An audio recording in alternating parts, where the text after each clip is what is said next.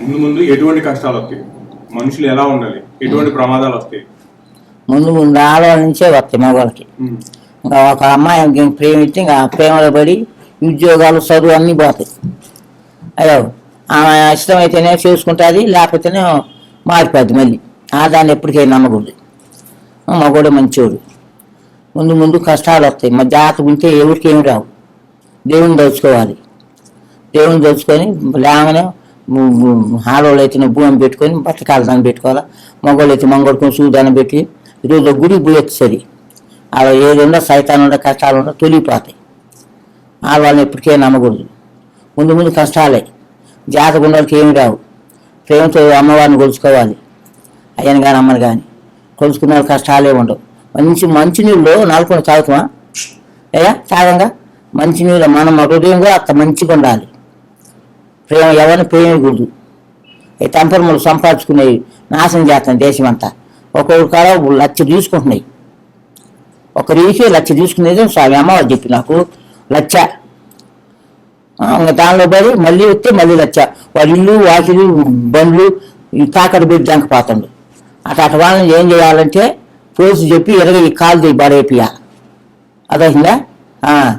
పిచ్చిలో పడి వేషాలు వేసి పువ్వు పెట్టి కాటకలు బొట్లు పెట్టి పొడుగు పని చేసుకో, కట్టపడు, పసం చేసుకో, బతతో ఉండు. దానికి ఏ కష్టాలు రావు. దానికి కూడా కష్టాలు వస్తాయి. ఒకడొకడు ఏదో చేస్తాడు. ఇప్పుడు సొమ్ము తీసుకుంటున్నాయి ఒక్కొక్కటి. వాడు రాని అట్లా ఒకడు వచ్చి అడగడు. వాడు 2,00,000 ఇస్తే వాడిని దగ్గర పిలుస్తున్నారు. ఈ 1,00,000 ఇచ్చి వదిలిపెడుతుంది. ఇది కాపం రాదా? 1,00,000 ఇచ్చి వదిలినోడికి. అందుకనే ఆడవాటిని నమ్మకూడదు. అటు శాతాలు చేయకూడదు. మంచిగా బతకాలి. మగోడైనోడు ఆడు కూడా మంచిగా బతకాలి. బతికిన వాడికి ఏ కష్టాలు రావు. ముందు ముందు కూడా మారిపోదు దేశం. అగ్గిపెట్టి బియ్యం అమ్ముతాయి. బ్రహ్మంగా చెప్పి లేదు నమ్మదు. మునమాపులు మొత్తం అవుతుండ్రు. అయ్యా మొత్తం మునమాపులు అవుతుండ్రు. తినడానికి మంచి వాళ్ళని ఇస్తుడు దేవుడు. 7 దొడ్లు ఉంటాయి. కరోనాలో పోతారు. బ్రహ్మంగా చెప్పింది ఒక్కడు కూడా తప్పదు. మంచిగా ఉండడానికి మంచిగానే ఉంటుంది. మరణమే రాదు. శివుడికి ఏ దేవుని ప్రకారం పోతాడు. వాడు కానీ మగోడు కానీ. ఇప్పటికైనా ఆడవాళ్ళని నమ్మకూడదు. అట్లా తిరగకూడదు మగోడు. అట్లా పోతే అదే పిచ్చి. ఇల్లు అమ్మను, వాకిలు అమ్మను, పొలం అమ్మను, ఇంట్లో ఎన్ని అమ్మను, అయ్యపోతే తల్లిదండ్రులు కొట్టను అది చేస్తున్నారు కొంతమంది. వాడు పిచ్చిలో పడి అట్లనే మరి పోలీసులు కంట్రోల్ చేయాలి. నా కొడుకులు దొంగ నా కొడుకులు పోలీసులు కూడా డబ్బులు ఇస్తే వాళ్ళు ఇస్తే ఏమంటారా? అదేం పోలీసులు చెప్పయ్యా? అమ్మ అడుగుకుంటుందా? అమ్మోడు పోతుంది వాళ్ళకి. అర్థమవుతుందా? చెప్పింది బాగుందా? ఆడవాళ్ళని నమ్మకూడదు. పోలీసులు కూడా నమ్మకూడదు. డబ్బులు ఇచ్చిన డబ్బులు ఇస్తాను కాబట్టి వాళ్ళని ఏమంటారా? డబ్బులు ఇవ్వనోటిని మటుకు తీసుకుపోయి వేస్తాను కొట్లో. అదేనా న్యాయం? అందరినీ చర్చించు. అమ్మ మీకు ఇది జగదు, మీకు ఈ పద్ధతి కాదు. మీరు మన భర్తను చేసుకొని ఒక పెళ్లి చేసుకొని రాయిగా సంసారం పిల్ల జల్ల బతకండి. ఇట్లా వద్దమ్మా. ఏంది 1,00,000 ఒకటి 1,00,000 అంటే మాట్లాడు స్వామి. యాదృచ్ఛత లేనాడు నువ్వు మరుగుతావు దాన్ని. నీకు రోజు 1,00,000 అని చెప్తాయి. మా ఊళ్ళో ఒక అబ్బాయి సంగతి అమ్మాని వచ్చి ఏడ్చిండు. ఏడితే నిలిపోతే హాయిల్ బంకులు 3,00,000 తీసుకున్నట్ట. నేను చూసుకుంటాడా డబ్బులు అయిపోతే? నేను ఏం చేస్తావు? ఇల్లు తాకట్టు పెట్టి నీ పోతాయికి బ్యాంకులో పెట్టి 3,00,000 50,000 చూసుకొని పోయి మేనేజర్ కట్టి వచ్చి ఇంకా నెల్లూరు పోకుండా వాళ్ళ అమ్మ నాన్న కాడ ఉంటుండు. ఉండి ఇక్కడ 2 సంవత్సరాలు అయినా బతుకుతుండు. తీసేసిండు. అట్లా బతుకున్నారు స్వామి. దేశం మారిపోయింది కాబట్టి దేశమే మారలా, మన బుద్ధులు మారింది. దేశం ఎప్పుడు పొద్దుగుతుంది, పొద్దుపడుతుంది.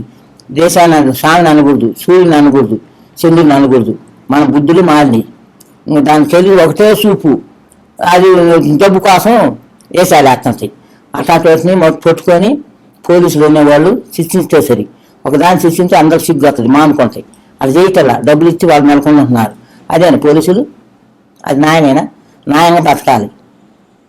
న్యాయంగా సత్యంగా బతికిన వాళ్ళకి మంచి జరుగుతుంది వస్తే మంచి జరుగుతుంది. అట్లా బతికిన వాళ్ళకి కష్టాలే.